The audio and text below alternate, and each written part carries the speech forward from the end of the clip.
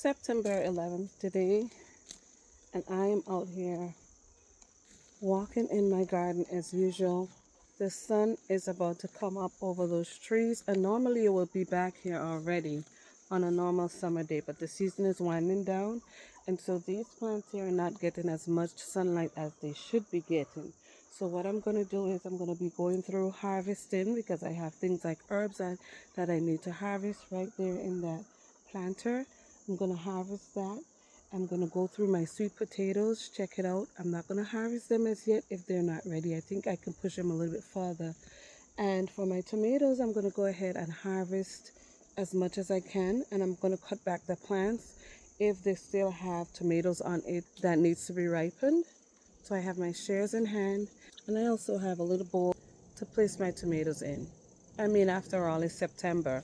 And normally my tomato growing season would be over, but guess what? It's September, almost the middle of September. It's the 11th today, and I'm still able to go out and harvest lots of tomatoes. So like right here, I am going to harvest this tomato, and as you can see, these are already full, so they're going to ripen on the plant. But what I'm going to do is harvest this, and I'm going to cut all this off and give these a chance. Even where the new blooms are popping out, I'm going to cut all that back. And this tomato is a volunteer that grew up in my little ginger planter here. And I decided to stake it and allow it to grow and bear fruit. And I did harvest a lot from this over the time during the season. See that, guys? I'm not even trying to let this go to maturity. It's already late in the season, and I have harvested lots and lots of tomatoes so far this year. So I'm going to cut all these off so that way the energy that's left in the plant could go directly into the fruits and ripen it. I can smell a skunk back here. Dora! Dory! I don't know where she's at, but I can smell a skunk.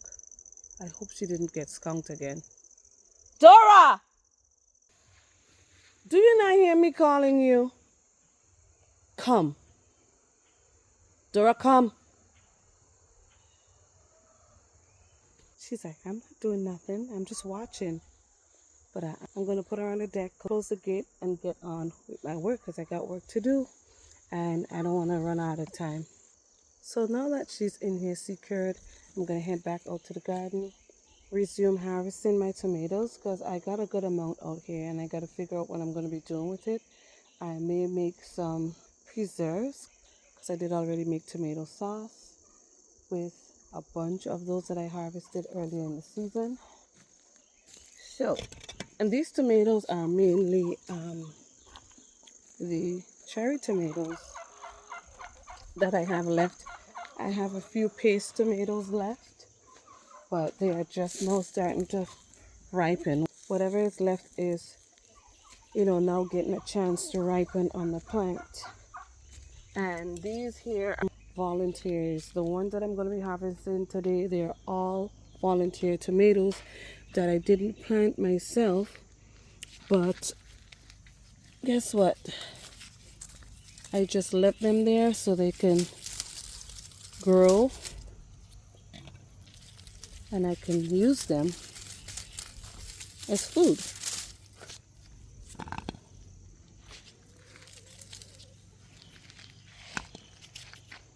Now I'm going to cut all this back and allow these to ripen.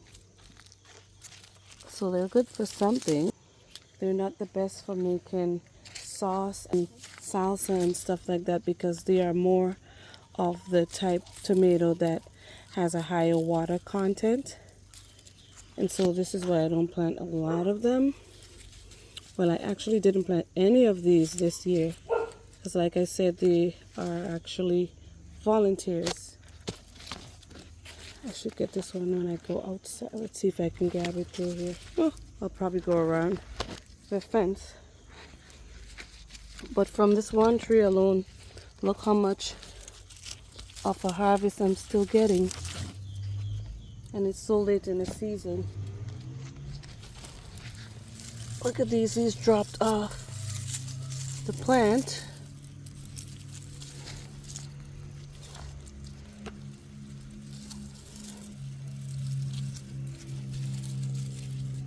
Oop.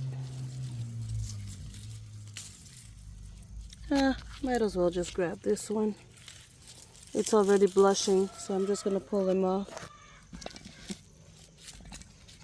But this is from one plant, guys, and look how much I still have on here that is still gonna ripen over the next week or two before the cold hits it. Look at that. It keeps growing and producing more and more as you go higher and higher. So from the ground up, all these old leaves, all these old branches died out. But look, this just wants to grow. And too bad the season is not longer.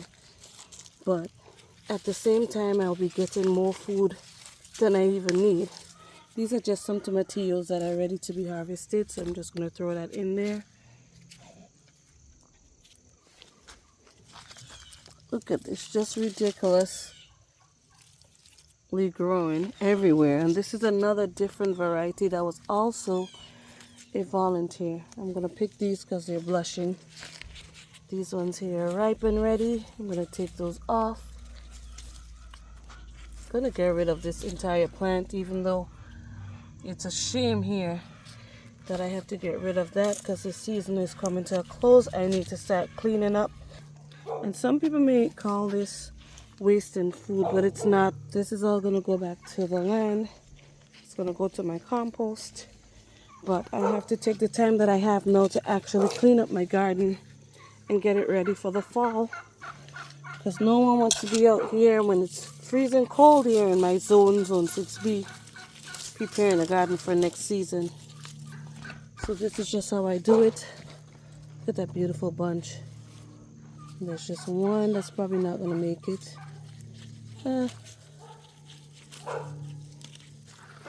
I don't know, it's a very young tomato.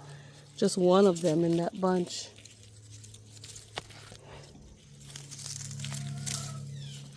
Gee, I should have taken a bigger bowl.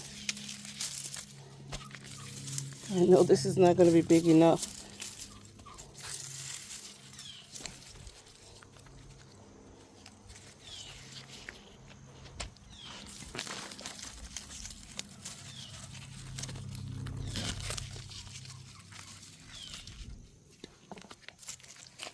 And I didn't stake these up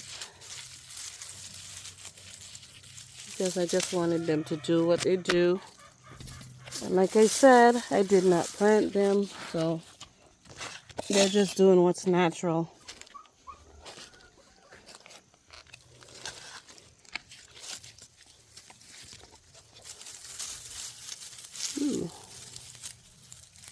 There's more. I'm going to just harvest and come back and cut these bushes away, these tomato bushes. Not stopping. Look how tall this is. They're taller than I am. From all the way over here, up that wire.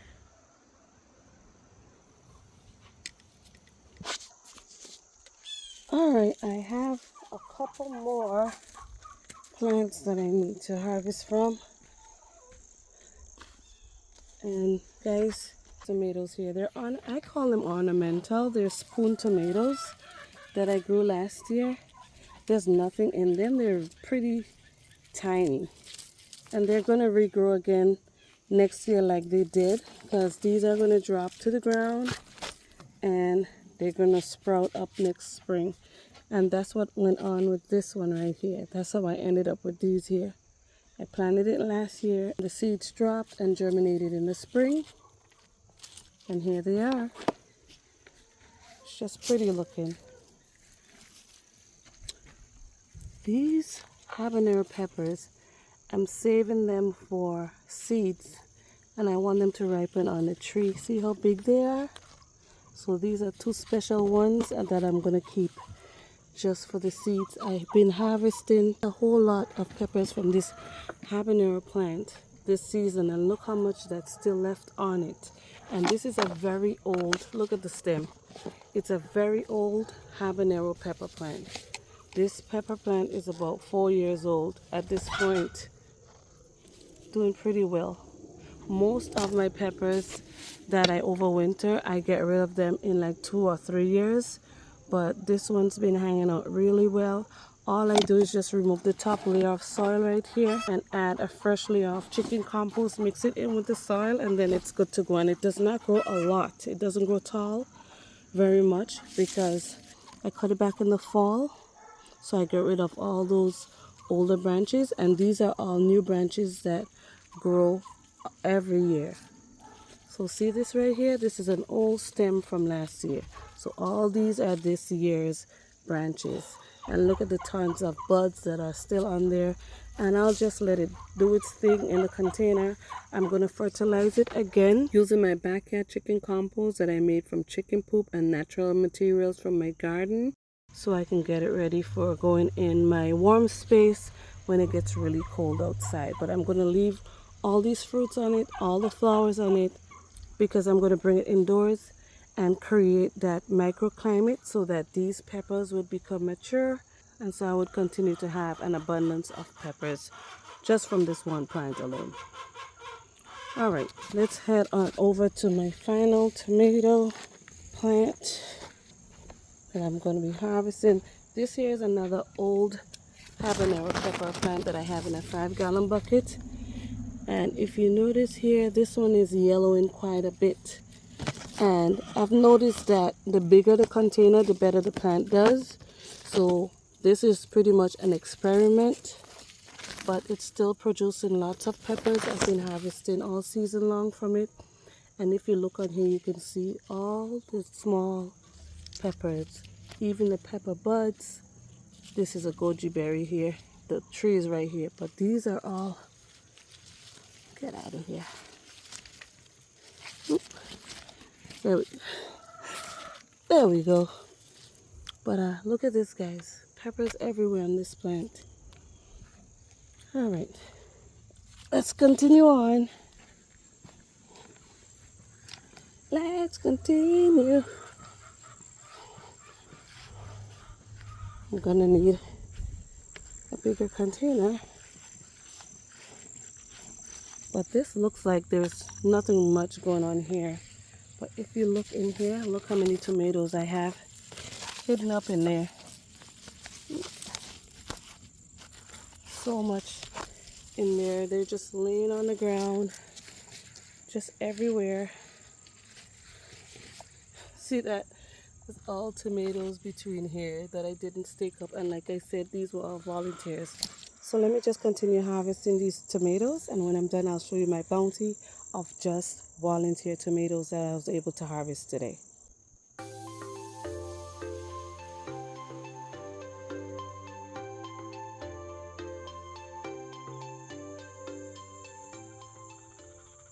Now, to sum it up for this year, I had a really good production year for this garden season, even with the challenges that I faced this year. Now, the weather wasn't that bad as it was last year, but for the most part, we just got too much rainfall. Then it was the year of the critters. We had possums, we had skunks, groundhogs, squirrels, you name it. But fortunately, we didn't have any tomato hornworms, we didn't have any whitefly issues, and we didn't have heavy damage with the brassicas as they were in past years. So I'm still grateful for that. I harvested an abundance of herbs that I was able to preserve and use fresh. Likewise, my root crops also did really well, from my beets to my radishes to my carrots and my sweet potatoes and white potatoes. All right, so this is my bounty of tomatoes here, and this is why it was important for me to come in and harvest all those tomatoes, because we still have some tomatoes on the plant,